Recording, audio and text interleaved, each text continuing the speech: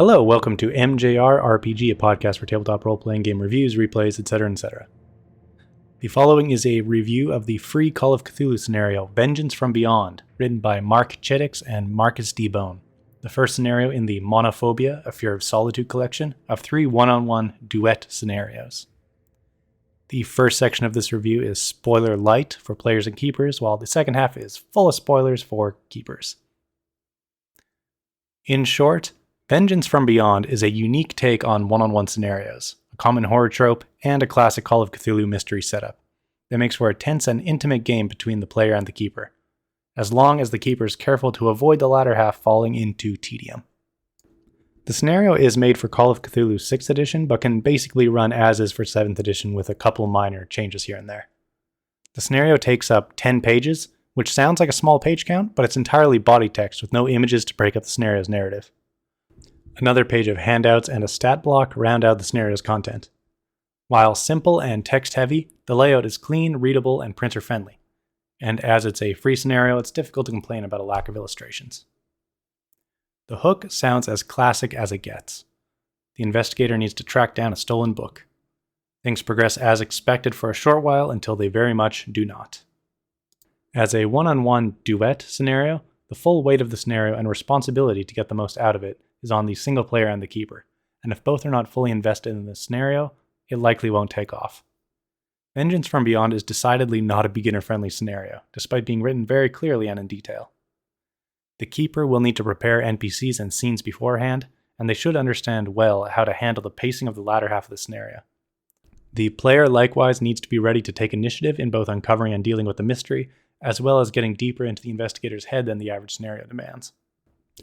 When I ran the scenario, I was fairly new to running Call of Cthulhu, and it was only the player's third role-playing game session in general.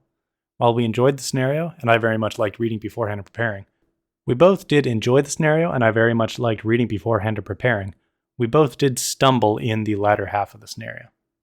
I didn't plan the pacing well, leading to a monotonous drag for the player, and taking them out of their character up until the final scene. I know where I misstepped, and if I ran the scenario again, I have ideas of how to smooth out the rough bits. And I do hope to get the chance to run this again, as it's a very unique take on a handful of cliches and tropes. Overall, Vengeance from Beyond is best when both the player and the keeper are at least moderately experienced with Call of Cthulhu, so the twists on conventions can be fully appreciated and handled. Monophobia can be downloaded for free from Unbound Publishing, link in the show notes. Here on out, there are full spoilers, so if you're a player or wanting to play in this scenario, I'd say go away for a little bit. Alright. As stated earlier, Vengeance from Beyond starts out very straightforward. The investigator is contacted by a collector who wants to track down a stolen book. The collector had been drugged by an odd customer, Ethan Blaine, who then absconded with the tome. With a couple sketchy clues, the investigator inquires with various other bookstores and collectors, all of which must be created by the keeper, and eventually tracks down the thief to a boarding house. There, the investigator is greeted with a lovely scene of Blaine, naked and decorating his apartment with symbols drawn in his own feces. Through a struggle, or by trying to escape, the utterly insane Blaine topples out of a window to his death. The investigator gets the book, and maybe a few other curious clues, and can then return the book for a tidy prize, and go on their merry way. Easy scenario. Until a week later, when the collector calls in a terrified frenzy, rambling about Blaine coming after him. When the investigator arrives at their address, once again they watch a man plummet from a window to his death. The investigator then has a day to look into the collector's death, though they don't yet know they're on a time limit. In 24 hours, the evil spirit of Blaine, ripped from his body by a ritual, will begin haunting the investigator. After those 24 hours pass, Blaine can begin assaulting the investigator's sanity with a wide stable of tricks and spells. These are as minor as appearing as a shadowy figure in reflective surfaces, to more unsettling occurrences like whispers and phone calls, up to directly manifesting in some horrific appearance before the investigator. The catch is that only the investigator can see any of this. It seems to be all in their head. A wily keeper will start small and stay as subtle as possible for as long as possible, leaving the player guessing as to whether they're being stalked by cultists, monsters, or their own twisted mind. Ideally, the keeper will only reveal the truth of the haunting, having Ethan Blaine announce himself directly, once the player has worked out what is happening all on their own.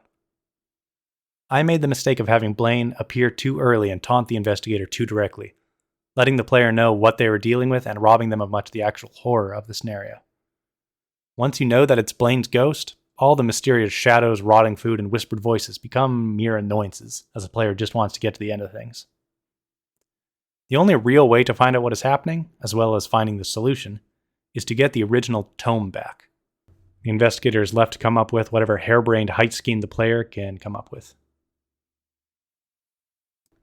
The investigator is left to come up with whatever harebrained heist scheme the player can manage. In the end, there are plenty of opportunities to retrieve the book.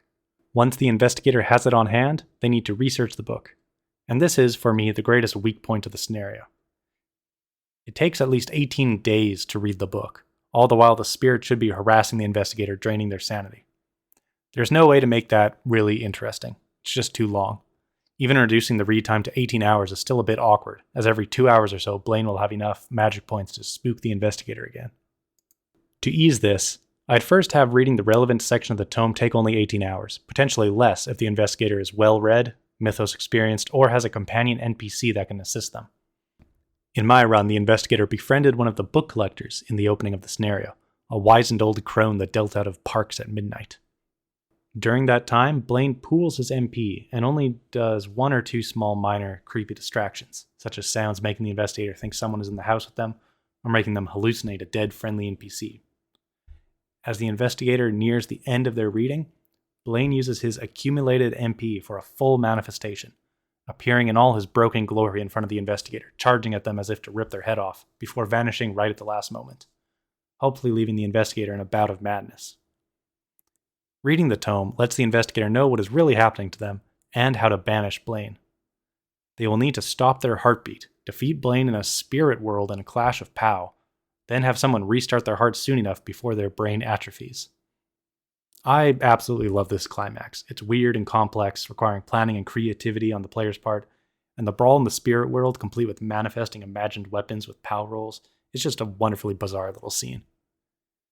And even after defeating Blaine, the investigator needs to rely on whoever they roped into helping them to successfully revive them. It's a brutal ending, potentially leaving an investigator with irreparable brain damage. This does mean the investigator should already know some sort of medically trained NPCs, either met in previous adventures, introduced in this scenario, potentially as one of the 3 sources encountered while searching for the book, or as family connections of some sort if the investigator is a pregen specifically made for this scenario. Overall, I'm really impressed with Vengeance from Beyond. It's best serviced by a keeper that knows how to plan ahead, improvise, and adjust pacing to match the player's progress. On the other hand, it works best when paired with a player that will come in with a good amount of Call of Cthulhu experience, so their own preconceptions could work against them when the haunting begins. There's always a cult, wizard, or shoggoth waiting in the shadows in most scenarios, hopefully turning the player's imagination away from the truth of the haunting. Again, you can find Vengeance from Beyond in the Monophobia 1-on-1 scenario collection, for free from Unbound Publishing. Link in the show notes. Thank you very much for listening. As always, thank you to CryoChamber for use of their album Cthulhu. Until next time, have a good one.